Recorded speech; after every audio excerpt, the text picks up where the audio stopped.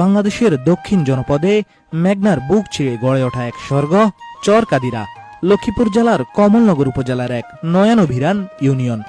এই এলাকাটি যেন একটি জীবন্ত উপাখ্যান, যেখানে মাটি নদী ফসলার মানুষের হৃদয়ে গাঁথা এক চিরন্তন সম্পর্ক।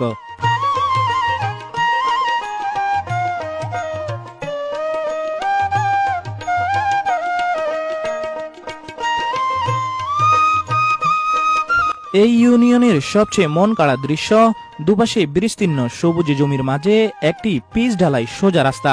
দূর থেকে তাকালে মনে হয় এটা সুইজারল্যান্ডের কোনো গ্রামীণ পথ। বাংলার হৃদয়ে গড়ে ওঠা এক টুকরো ইউরোপ। জলের আলোয় জলমল, বাতাসে দানের গন্ধ। চরকাদিরার এই রাস্তা যেন এখন একটা স্বপ্নের রেখা। সামাজিক যোগাযোগ মাধ্যমের বদৌলতে এখন এই রাস্তাটি যেন সকাল সন্ধ্যায় জেগে থাকে।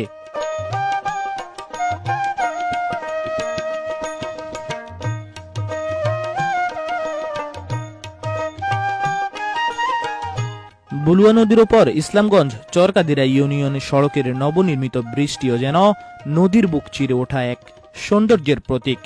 এই ব্রিজটি শুধু চলাচলে নয়, প্রাকৃতিক দৃশ্যপটে এক নতুন সংযোজনও বটে।